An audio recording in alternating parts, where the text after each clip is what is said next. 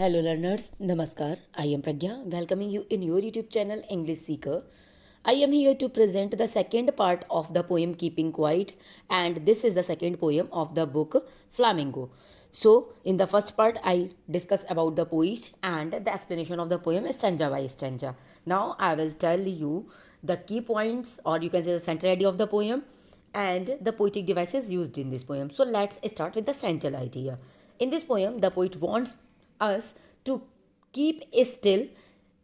He counts up to 12. For once, let us not talk in any language on this earth. He asks us to stop moving our arms so much for 1 second. Let there be no rush or hurry for a second. Engines and other machines must stop for a moment. That moment will be a fascinating moment for all of us. Then all of us shall enjoy the sudden strangeness of the moment together. The poet wants that the fisherman would not harm the whales in the cold sea of polar regions. Even the man gathering salt with his own hands must take care of his hurt hands.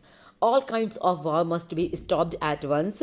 The green wars against the environment, wars with poisonous gases, and wars with firearms must be stopped now. In such wars, victory is meaningless as there are no survivors left after the war. Instead of fighting and waging wars, people should come out in their best dresses. They must go out for a walk with their brothers.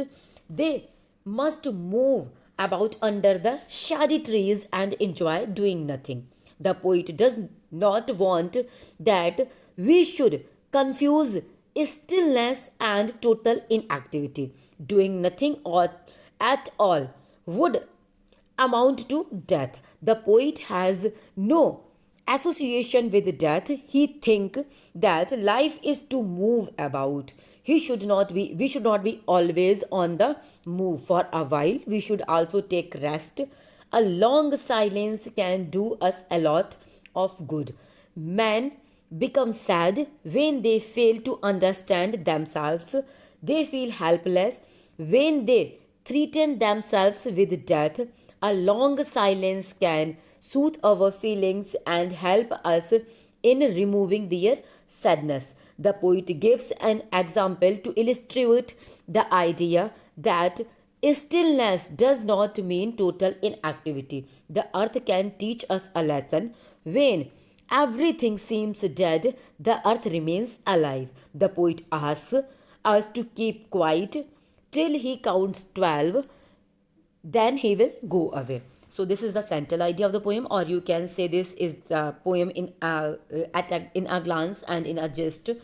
Okay, now I am just going to discuss about the poetic devices used in this poem, and this is the most important, just because in your examination when you will get the extract from this poem, then definitely these lines is going to be bother you. Okay, when any stanza will be, and that questions may be in the form of analogy. Okay, so it is very clear. I mean, the poetic devices, every figure of speech should be very clear to you. So the very first I can tell you that this poem is in a free verse. Okay, just because there is no rhyming scheme in this poem, so you can say this poem is in free verse. If I will talk about the figures of speech, so there are a lot of figures of speech which are used here. For example, alliteration, repetition, symbolism, antithesis, personification, metaphor, and enjambment. These 7 figures of speech are used here. I will tell you one by one. Okay, I will talk about the alliteration. So it is the repetition of consonant sound at the beginning of the word. You knew it, and you can see the lines. For example, we will count. So here the repetition of W, sudden strangeness, repetition of S, stop for 1 second, repetition of S, his heart, hands, it means repetition of H, clear cloth, repetition of H. So I mean here the consonant sound is repeating again and again. So you can say alliteration figure of speech here. If I will talk about the second one, that is the second figure of speech in this poem is repetition, and repetition is figure of speech in which the repetition of a phrase in the poem for poetic effect. So in this poem you can say without rush, without engines. In this line the repetition figure of speech is here. If I will talk about the third figure of speech, that is symbolism. So the poet uses various symbols in this poem. For example, brothers symbolizes mankind, green words refers to the deforestation, words with gas refers to pollution, clean cloth symbolizes change of perspective, shade symbolizes protections. So these symbols are used in this poem, and these symbols are most important for the perception of board examination. If I will talk about the fourth figure of speech that is used in this poem, so that is antithesis. As I told you that it is the juxtaposition of opposing or contrasting ideas. I told you the example when I explained to you the antithesis, and the example was that man proposes, God disposes. So it is also an example of antithesis. And in this poem, the antithesis example is count to 12 and we will all keep still. So this line is antithetical line. Here counting and keeping still are contrasting activity and are put together.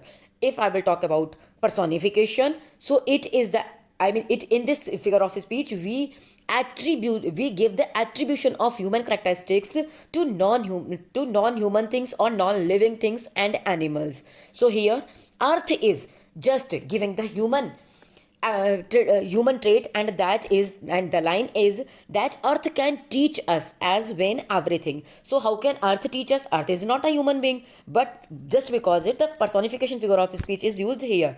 If I will talk about next, so that is metaphor. In it is metaphor is that it is used to make a comparison between two things that aren't alike but do have something in common. For example, shade refers to protections or projections. So here shade is used for the protections. The last figure of speech used in this poem is enjambment.